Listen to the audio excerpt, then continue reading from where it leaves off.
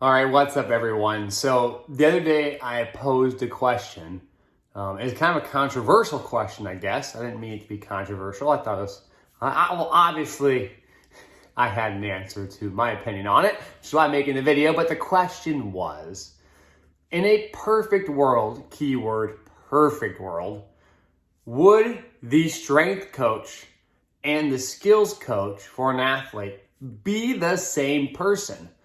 Assuming that they are equally capable in both being a skills coach and a strength coach. Now, in a perfect world, that means time isn't an issue. We don't have an issue with time. We can work with one athlete or many athletes in a way that can be easily scaled, and it's not going to take endless amounts of hours. But the question is, in that perfect world, would the skills coach and the strength coach be the same person? And I think the answer is resoundingly yes. Well, first off, why?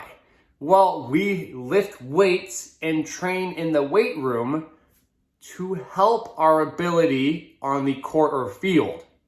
In the same way, we can look at shooting a basketball. We can also think about lifting weights and getting stronger, helping those skills. So together they're synergistic. Now, what better of a person to design a program to say, look, this athlete needs these muscular qualities in order to get to the next level, because these muscular qualities will allow them to perform this skill, than the skills coach. So if the skills coach and the strength coach somehow morphed into the same person in the perfect world, that's what we would have. We would have a single individual who understands the skill aspects, what are the player and athlete needs in order to reach the next level, and then they too would be able to develop a strength program that would help push those skills to the next level.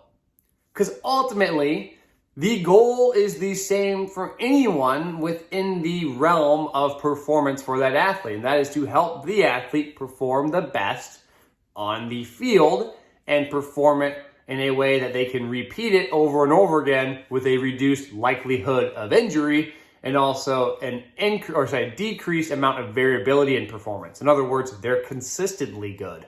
So, in a perfect world, yes. And the reason why this is really important to think about, because we don't live in a perfect world where that could actually happen.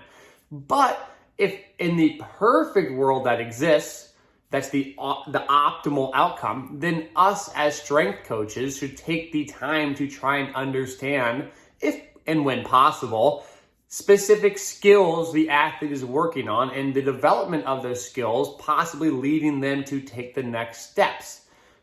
Doing that, we can look at what strength qualities and movements might be beneficial to the athlete to help them reach that next level. If we just apply strength and conditioning, I use that term in air quotes because there's much more to strength and conditioning than just getting stronger and conditioning. But if we just apply a general means to them, then we might not be, by nature, saying it's general means it's not directly specific to that skill. Now, I understand that in certain settings, it's not scalable to look at each individual athlete with the skills coach and try and break down every specific detail. I get that. I understand totally. But that doesn't mean we can't attempt to do what we're doing a little bit better. Not saying what we're doing is poorly done or is wrong or even bad. It's very effective and many athletes see great results. But in the perfect world, if the skills coach and the strength coach were the same, how can we take that kind of bit of information and then break it down to say, what can I learn from the skills coach or from the athlete's own skill development or trajectory so I can apply specific means that might be more effective for the athlete to reach their next level. That's all I wanted to share because I thought it was an interesting thought experiment. When we start in the optimal world, worlds that don't exist where the strength coach and the skills coach are one person.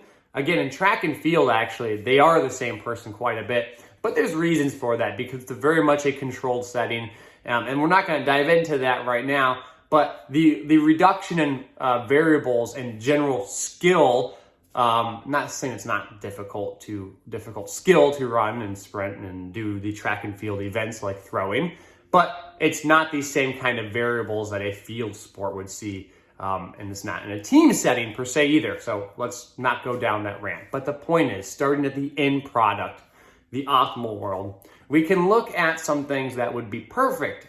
Wow, it'd be wonderful if these two existed in unison as one person. Now, obviously that's not the case, but what can we learn from that optimal world to apply to our current world to hopefully give the best results or best program possible that yields the most optimal results? So I appreciate you guys listening. I hope you enjoy. If you guys like these videos, feel free to give it a thumbs up, share, subscribe. Thank you so much. I appreciate y'all. As always, take care.